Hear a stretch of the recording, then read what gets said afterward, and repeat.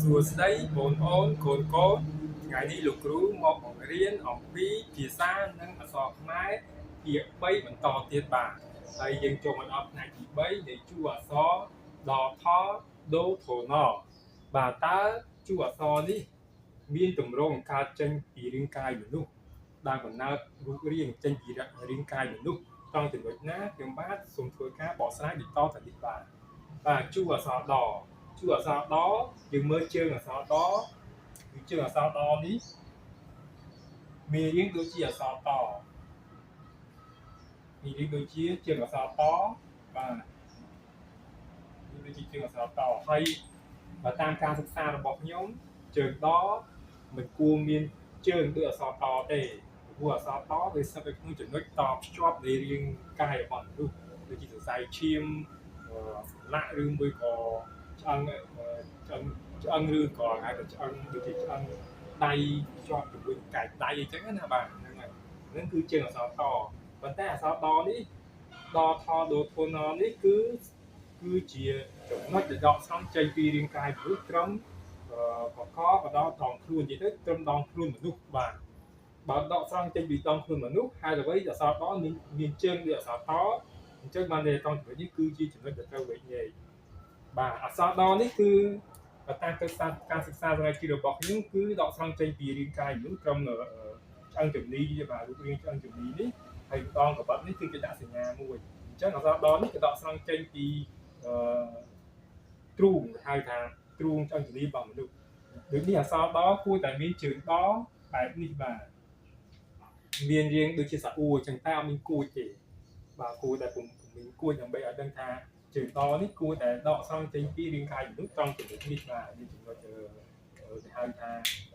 ទ្រូងរបស់មនុស្សបាទហើយអក្សរដនេះទៀតសោតគឺវាមានសម្លេងអក្សរដហ្នឹងគឺដោយសារតែទ្រូងមនុស្សវាមានសូរសម្លេងឌុបដាក់បាទនៅពេលយើង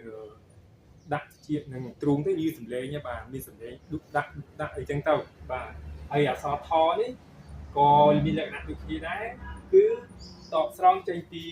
ចំណុចនឹងដូចគ្នាប៉ុន្តែវាមានកន្លែងកលាក់ដៃនេះបាទមានន័យថាកន្លែងនេះត្រង់ចំណុចនេះត្រង់វាអក្សរថទៅមានកលាក់ដៃ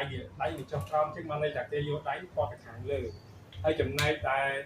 ជើងសាអ៊ូបាទជើងសាអ៊ូនេះមានលក្ខណៈចងភ្ជាប់នេះគឺចង់បញ្ជាក់អំពីទ្រូងចង្កេនីរបស់មនុស្សយើងហ្នឹងហើយនឹងអាស្មានេះឆ្អឹងស្មានេះភ្ជាប់ជាមួយគ្នានេះគាត់ន័យថាគេដាក់រួមសិក្សានឹងតែមួយហ្នឹងឯងបាទអញ្ចឹងអក្សរថនេះវាដូចគ្នាដល់ដែរព្រោះសម្លេងនៅក្នុងទ្រូងមនុស្សមានសម្លេងឌុបដាក់ហ្នឹងវាសួតវាមានថ្លើមវាមានបេះដូងវាមានផ្ទះធ្វើចលនាពេញតែហ្នឹងឯងបាទចំណែកអក្សរដូនេះគឺដកស្រង់ចេញពីរាងកាយមនុស្សត្រឹមចំណុចនេះបាននិយាយត្រឹមចំណុចនេះត្រឹមចំណុចអស់នេះចំណុចទាំងអស់នេះបាទដោយសារតែចំណុចទាំងអស់នេះតាមយើងមើលពីមានរូបរាងជាអក្សរដូយើងឃើញបាទមានថ្លើមមានចំណុចបេះដូងមានអីកាពះវាទល់វាធំហ្នឹងឯងបាទហើយអញ្ចឹងយើងមើលជើងរបស់គេនេះជើងគេគឺដូចអក្សរដូធំនិងដូតូចគឺមានជើងដូចគ្នាអញ្ចឹងបានន័យថាគេជើងជ្រើសរើសចម្រាញ់យកទាំងអស់ហ្នឹងឯងបាទអញ្ចឹងជើងយ៉ាងម៉េចខ្លួនបែបនេះជើងបានន័យថាជើងហ្នឹងគឺវាកាត់ត្រង់ចំណុចហ្នឹងគេអត់សេកាត់ទេគេដាក់មកដុំមកគេចេះតែដកស្រង់ចេញពីខ្លួនមនុស្សបាទត្រង់ស្មានេះត្រង់កកត្រង់ស្មាហ្នឹងបណ្ដោយកេះនេះអញ្ចឹងគឺខ្លួនមនុស្សបាទហើយចំណែកអក្សរថនេះវាតាក់ទងនឹង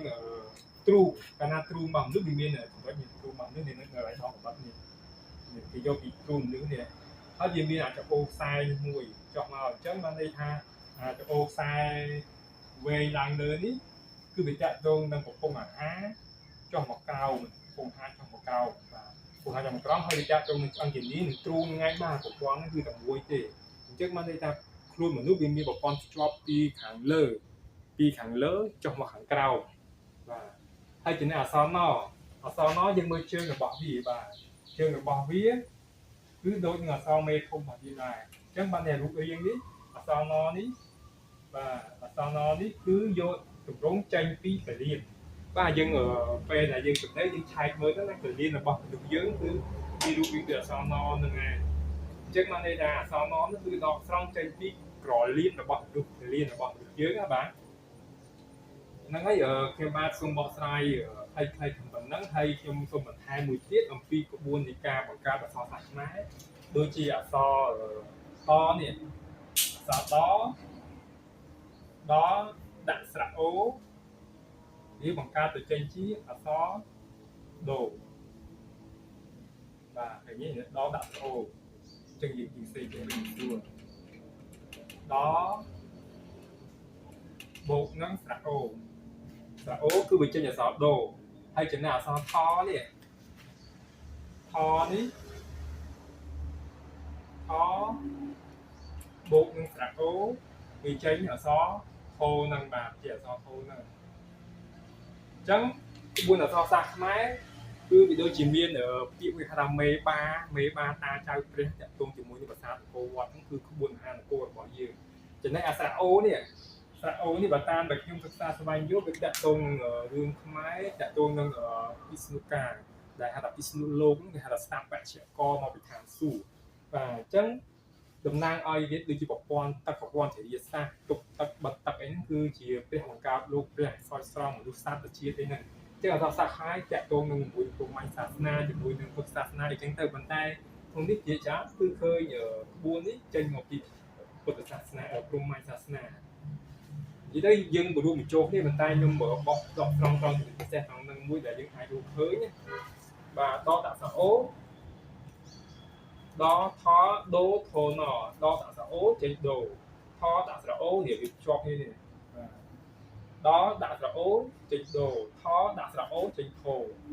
អានេះគេហៅថាមេបាពាក្យបាទវាតាក់ទងប្រាសាទមេបុនប្រាសាទបាខែងបាទមេបុនខាងលេខមេបុនខាងកើតអីចឹងទៅបាទខែងហើយចំណែកអក្សរណនេះវាមានសម្លេងផ្សេងទៅវិញខ្ញុំមិនដឹងប្រភពចេញពីណាដែរអញ្ចឹងអ្នកដែលអាចសិក្សាស្វែងរកឃើញជួយប្រាប់ផងបាទវាអាចជាកូនពាក្យអញ្ចឹងបានថាកូនហ្នឹងវាមានសម្លេងខុសហ្នឹងបានន័យថាវាប្រហែលជាមិនដូចមេបាដូនតារបស់វាអញ្ចឹងណាវាផ្សេងក៏សម្លេងផ្សេងទៅវាអត់មានភ្ជាប់ដូចដល់ដាក់ស្អូចេញដូថដាក់ស្អូចេញខូទេដូចជាកខអីបាទគឺកដាក់ស្រៈអូទៅជាកោកអូកោបាទខដាក់ស្រៈអូទៅជាខោឃើញទេគឺក្បួននេះក្បួនតាក់ទងស្រៈអូនេះអញ្ចឹងស្រៈអូនេះគឺតាក់ទងនឹងក្បួន